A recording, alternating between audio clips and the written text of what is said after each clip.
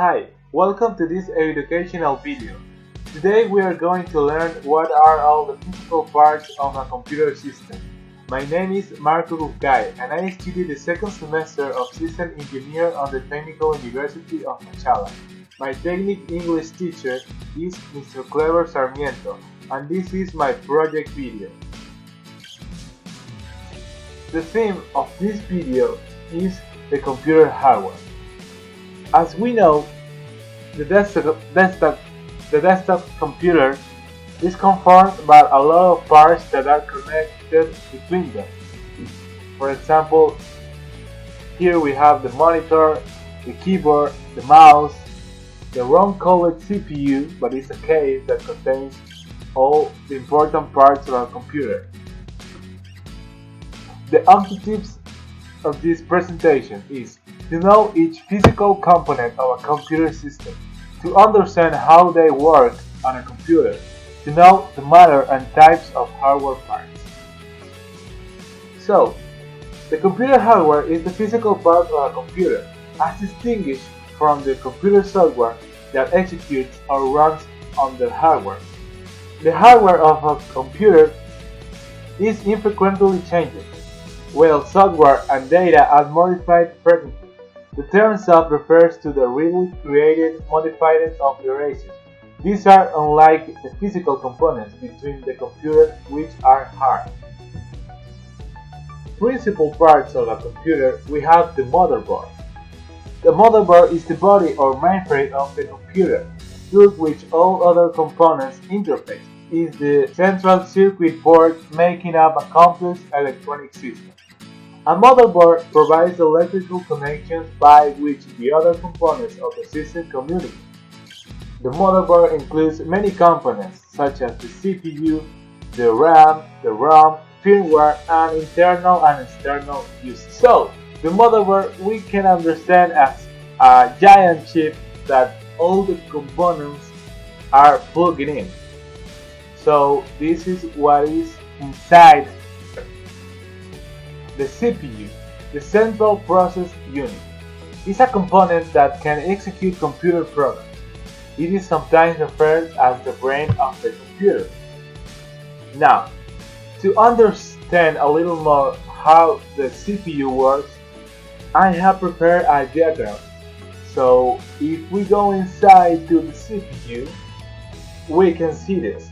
There are 4 steps that nearly all CPUs use in their operation: the fetch, decode, execute, and write. The first step, fetch, involves retrieving an instruction from program memory. In the decode step, the instruction is broken up into parts that have significance to other portions of the CPU. During the execute step, various portions of the CPU, such as the arithmetic logic unit (ALU) and the floating point unit (FPU), are connected so they can perform the desired operation. The final step, writeback, simply writes back the results of the executed step to some form of memory. So here we understand a little more how the CPU works. The RAM, the random access memory. Random access memory is the fast access memory that is cleared when the computer is powered down. RAM attaches directly to the motherboard and is used to store programs that are currently running. RAM is a set of integrated circuits that allows the stored data to be accessed in any order, while it is called random. There are many different types of RAM. Distinction between these different types include writable and versus read-only. So, the RAM is a type of memory where the programs that are executing in that moment on the computer are stored there. All the data that is necessary to run this program is located in the RAM. We move faster. Now we are seeing what is the ROM. A difference of the RAM that their symbols means random access memory.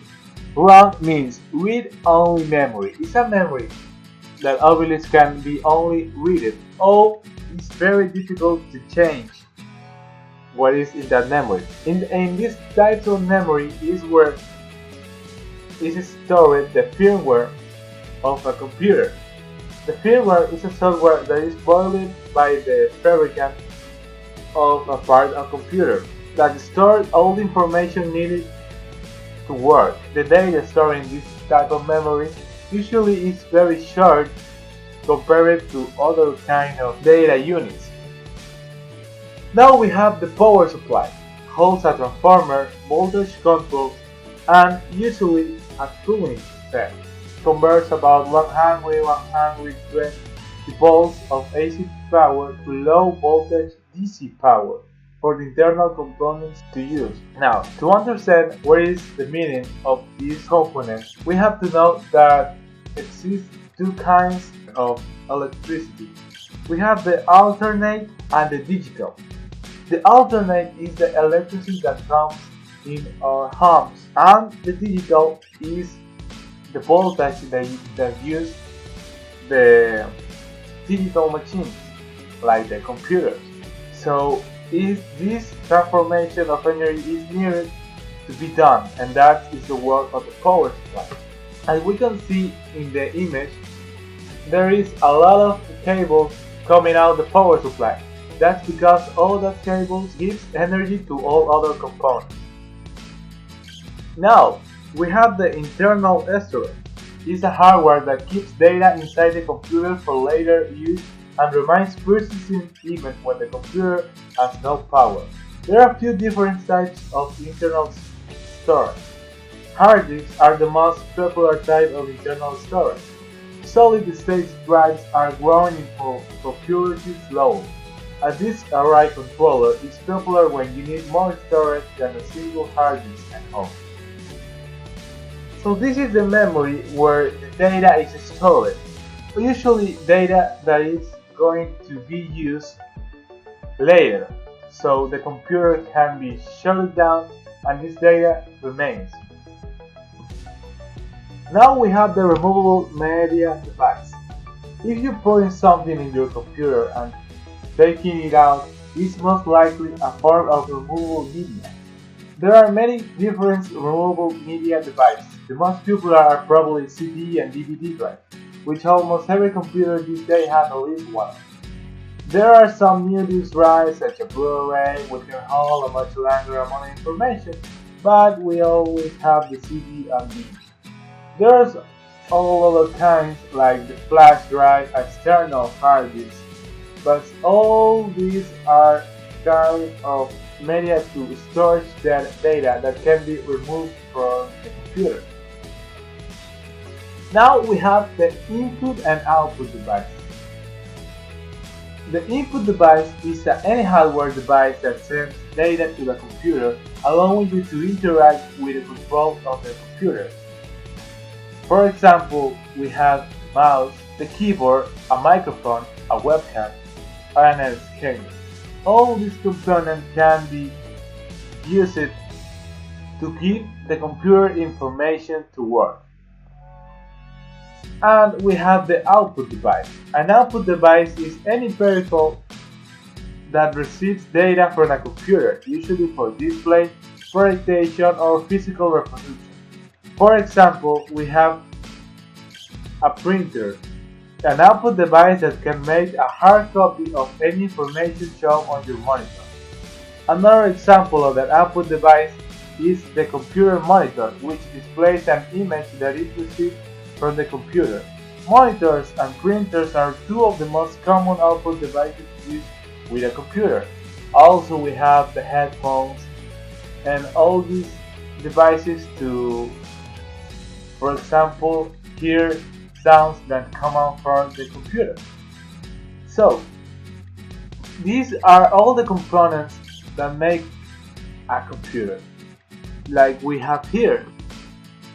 As conclusions, we can say that a computer is a device composed by a lot of components that work each other to process the data and show to the user.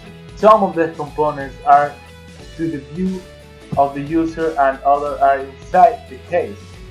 But in whatever case, they are different to the software of the computer because all these parts are physical.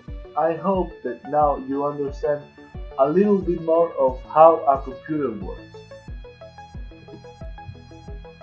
Thanks for watching and subscribe for more educational videos.